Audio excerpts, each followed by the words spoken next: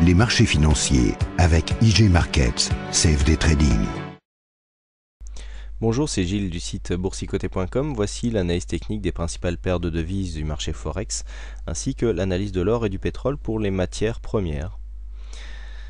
Nous sommes aujourd'hui le mardi 13 mars 2012 et hier il n'y a pas pu y avoir d'analyse puisque la plateforme était indisponible, mais aujourd'hui nous pouvons constater que sur l'euro-dollar, le cycle baissier qui s'était mis en place ici suite à l'inscription de ce double top est toujours en phase de continuité, puisque malgré une cassure ici et un beau signal haussier qui aurait pu nous montrer que le mouvement pouvait s'inverser, ici nous sommes revenus tester ce fameux support des 1,3096, ce support qui a été attaqué, et après un bref retour ici sur une zone de moyenne mobile, nous avons attaqué ce point bas. Nous avons même marqué ici un petit signal d'exagération avant de remonter à l'intérieur des bandes blanches. Donc l'euro dollar toujours ici sur un cycle baissier. Nous sommes sur une continuité de tendance. Maintenant l'objectif ici est le prochain point bas, à savoir les 1,2975, mais pour l'instant on voit bien ici que on retrouve ici des points bas de plus en plus bas, avec un point haut ici qui est plus bas que le précédent. Donc on se replace ici dans une phase baissière, avec des indicateurs qui sont assez neutres, donc très peu d'indications qui nous sont données ici. On a quand même du mal à passer durablement sous cette zone des 1,3096, mais l'inscription ici de ce plus bas milite pour plutôt une continuité du mouvement baissier, donc avec peu de choses qui nous sont données par les indicateurs. Donc prochain objectif ici les 1,3035, avec à terme ici le ralliement des précédents points bas à 1,2975. Pour le câble, nous sommes revenus suite à cette forte phase de baisse ici sur laquelle je vous avais quitté vendredi. On a confirmé avec, vous voyez, réinscription ici d'un nouveau plus haut sur la zone des 1,57 quasiment, et qui correspondait ici à une zone de support. Donc on a vraiment un mouvement très propre avec enfoncement des précédents points bas. On revient sur cette zone et on marque de nouveaux plus bas. Donc là, le nouveau plus bas s'est situé hier à 1,5602.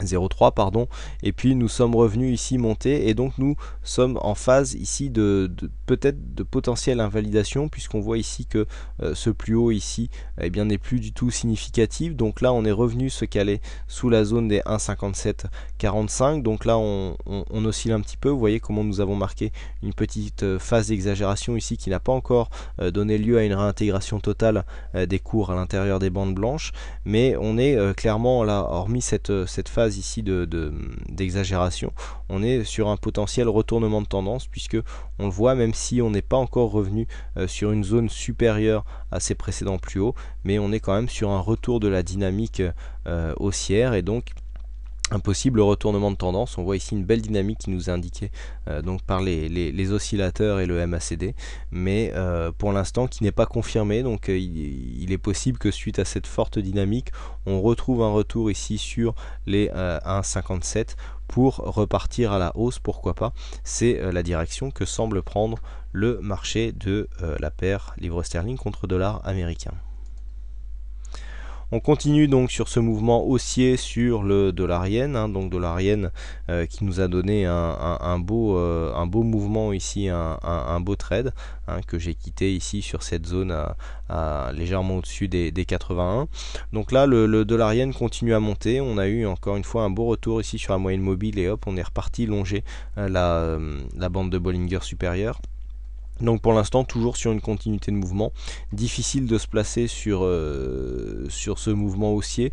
Les phases de consolidation sont très rapides et sont vite rachetées. Donc là on est sur une continuité de mouvement haussier. Personnellement je pensais à une phase de consolidation, mais cette phase de consolidation n'a pas du tout eu lieu, et donc on est vraiment ici sous le coup d'une forte pression haussière sur cette paire de devises, donc la hausse qui devrait continuer, même si à très court terme ici nous avons une phase d'exagération qui pourrait nous donner une légère consolidation technique qui pourrait peut-être servir de prise de position pour essayer de suivre la tendance. On passe tout de suite à l'or, donc l'or qui est rentré dans une phase, je dirais, relativement stable, hein, puisque la semaine dernière nous avons oscillé ici entre 1714 et 1664 dollars l'once. Nous sommes remontés légèrement, on a retrouvé ici la zone des 1714 vendredi, donc à la clôture, et puis on redescend légèrement. Donc là on est vraiment dans une phase de stabilisation. Alors si on replace un petit peu l'or dans son contexte, on a eu une forte hausse ici, on a eu l'impression ici d'avoir une dynamique qui pourrait réinverser la tendance. Nous avons marqué un deuxième plus bas, et puis là nous sommes dans une phase de stabilisation, puisqu'on voit ici ce plus haut là, hein, qui est un plus haut mineur mais qui est quand même significatif, eh bien a été cassé, hein, puisque nous sommes revenus ici chercher la zone des 1714,15 dollars l'once, et puis là on oscille, vous voyez le resserrement des bandes de Bollinger qui nous indique une baisse de la volatilité, des indicateurs qui se retrouvent en zone neutre, hein, pas grand chose, pas de direction qui nous est donnée.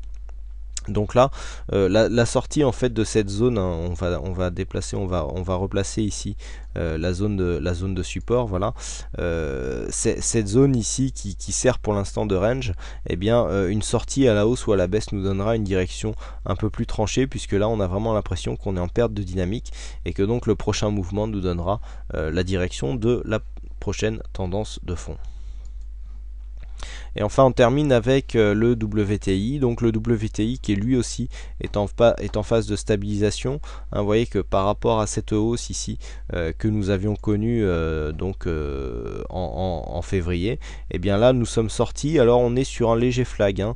On a un léger drapeau qui se dessine, hein. Vous voyez qu'ici on peut dessiner une droite de tendance si on vient ici sur cette zone, on voit que même si nous avons ici une attaque qui a été très rapide, eh bien nous sommes plus ou moins assez bien dans la tendance, et donc si nous dupliquons ici cette ligne et que nous la plaçons ici sur la zone de point bas, voilà, nous voyons que eh bien c'est plutôt un drapeau dans lequel nous sommes. Donc un drapeau normalement lorsqu'on le regarde ici, voilà, juste après une phase de hausse, on a une phase de consolidation dans un trend comme ça baissier, et puis eh bien le signal de continuité de tendance nous est donné par une cassure ici de cette résistance. Donc ici en cas de cassure de la résistance, on aurait une grande probabilité, parce qu'il n'y a pas de chance en bourse, de revenir ici tester la zone des 110 dollars le baril pour le WTI. Hein, donc attention, ici là on a un retour de la dynamique, on commence à remonter, à venir tester ici des zones proches de cette résistance. Une cassure pourrait nous donner un signal de continuité de la tendance de fond, puisque nous sommes juste après une phase haussière assez dynamique. Voilà donc ce que l'on peut dire sur ces analyses Forex et matières premières. Encore une fois, désolé pour le manque de vidéos hier soir. Et puis en attendant, donc, il ne me reste plus qu'à vous souhaiter à toutes et à tous une bonne soirée, bonne chance dans votre aide. Et je vous retrouve dès demain pour de prochaines analyses techniques en vidéo. Bonsoir à tous. Les marchés financiers avec IJ Markets, CFD Trading.